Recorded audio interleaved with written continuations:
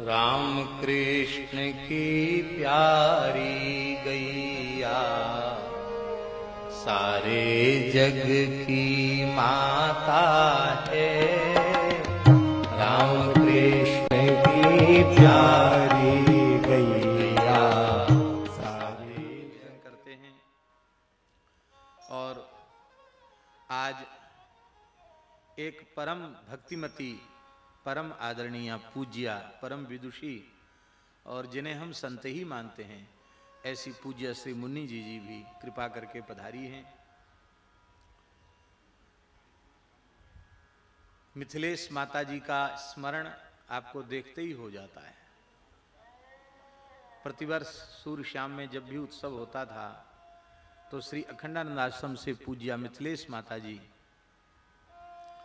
वे अवश्य पधारती थी और पूरे समय विराजमान होकर के कथा श्रवण करती थी। रश्मि भाई ने तो कहा कि हमको तो अपनी मां का दर्शन आप में होता है। बोले मेरी मां भी बिल्कुल ऐसी ही थी। बहुत दिव्य और बड़ा उत्तम जीवन था उनका। शुभ तीर्थ में हनुमत धाम में कथा हुई, जी पूरे समय विराजी, माता जी विराजी। महीना महीना भर की कथा हुई, उसमें भी पूरे समय विराजी। परम श्रद्धेय श्री चक्र जी महाराज की अतिशय कृपा, पूज्य स्वामी श्री अखंडानंद सरस्वती जी महाराज की अतिशय कृपा, पूज्य श्री नारायण दास जी भक्तमाली जी मामा जी की अतिशय कृपा, इन सब महापुरुषों की कृपा इन सब महानुभावों ने प्राप्त की है। तो इनके दर्शन से उन महापुरुषों का स्मरण हो जाता है।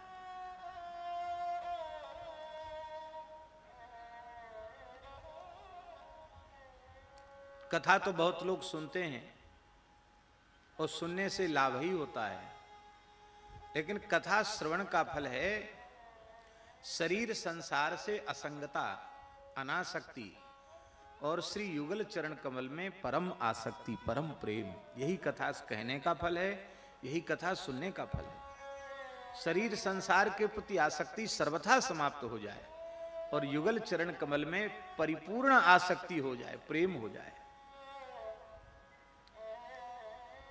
शरीर संसार से वैराग्य, भगवत चरणारविंद में अनुराग, यही कथा कहने का फल और सुनने का फल है। हमें बड़ा संतोष है कि श्री मिथिलेश माता जी ने ये चरितार्थ करके बता दिया।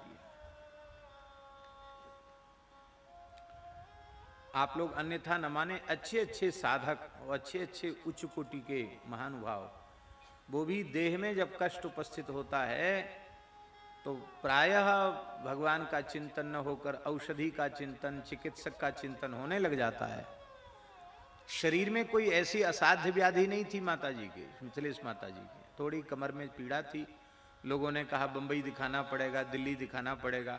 बस एक तरफा निर्णय कर लिया, वृंदावन वास मिल गया, सदगुरुदेव भगवान श्री अखंडानंद सरस्वती जी के चरण कमल मिल गए, कथा मिल गई, सत्संग मिल गया। अब इस शरीर को लेकर लोग इलाज के नाम पर ब्रज छुटावें, ये ठीक नहीं है। भीतर से पक्का निश्चय कर लिया और अन्न त्याग करके केवल थोड़ा थोड़ा गंगा जल लेने लगी।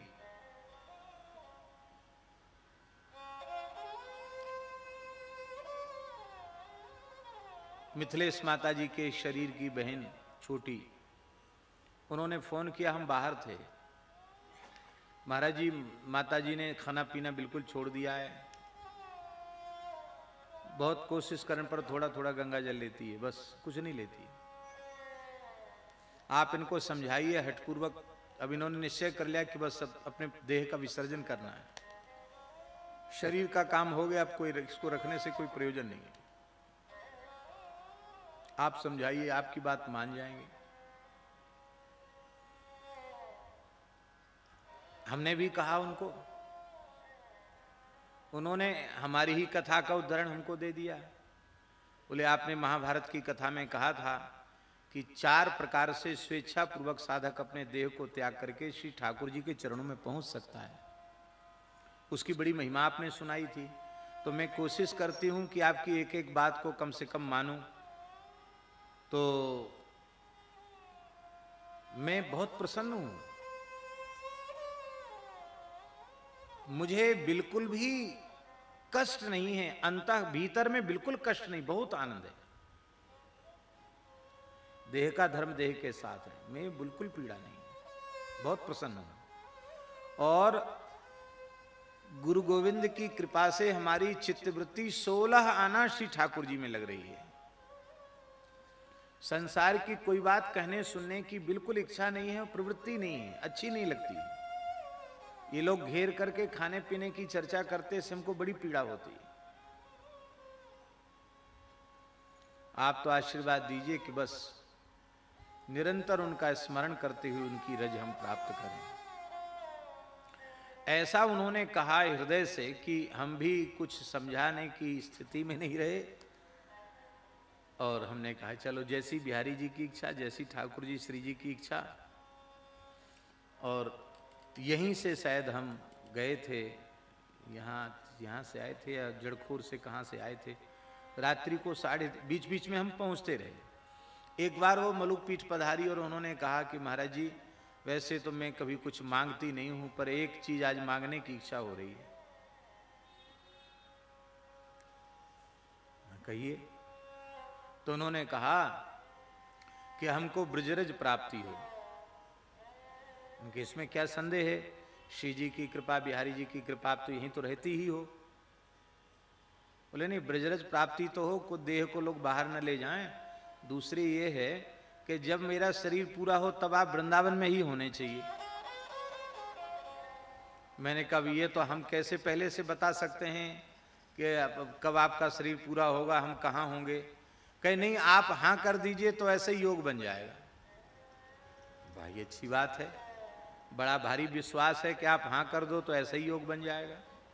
हमने कहा ठीक है बिहारी जी, आपकी इच्छा पूरी करें। और जब उन्होंने जल पर वे आ गई तो बीच बीच में 2-3 बार हम दर्शन करने गए। और जब आखिरी बार जब हम उनसे मिलने गए तो इधर से ही कहीं से हम रात्रि को 10 साढ़े 10 बजे पहुंचे।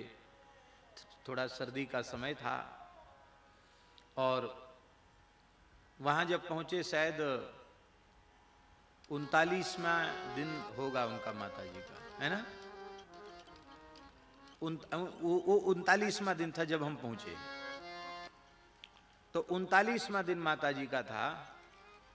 तो अब गंगाजल भी बहुत स्वल्प ही जा रहा था भीतर, 1 चम्मच आधी चम्मच, पर स्मृति बिल्कुल सही, शरीर बड़ा पवित्र दिव्य, और मुखमंडल पर बहुत आनंद और सौम्यता का भाव, बहुत तेजस्वीता। हम गए तो उन्होंने अपना जो भाव था वो पूर्ण किया और उन्होंने कहा हमको कुछ सुनाइए। तो हम कोई पोथी तो लिए नहीं थे, हमने कहा भागवत जी में से कुछ सुनाए। तो भागवत जी कहाँ रखी है? उस समय उनको स्मृति में उन्होंने कहा अलमारी के अमुक कॉलम में भागवत जी रखी, बोल के बता रही। तो भागवत जी निकाली।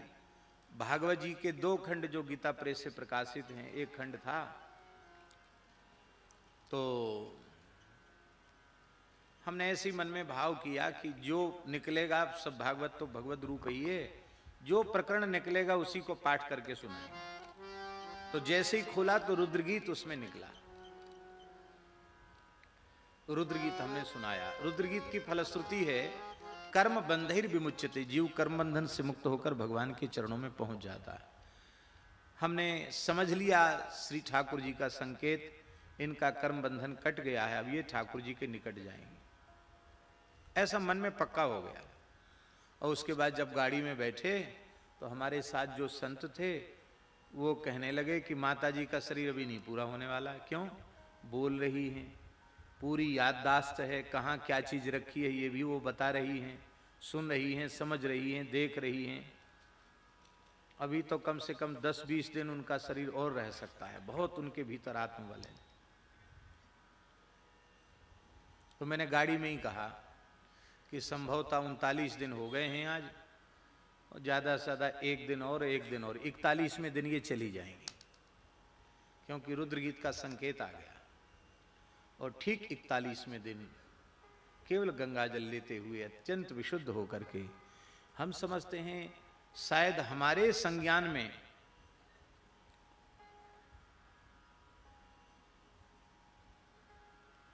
बहुत पुरानी बात तो हम नहीं बता सकते, हम अपने संज्ञान की कम से कम 40 वर्ष की बात तो बता सकते हैं कि नहीं? जो हमारे होश हवास हमारी जानकारी की 40 साल की बात तो हम बता सकते हैं। हमारे जीवन के सावधानी के 40 वर्षों में मिथिलेश माता जी के जैसा दूसरा कोई उदाहरण हमें दिखाई नहीं पड़ा। इस तरह से अपने देह का त्याग करना। अब पढ़े लिखे लोग ज्यादा बैठे हुए हैं, वो कहेंगे कि ये तो एक तरह से आत्महत्या के लिए उकसाया जा रहा है।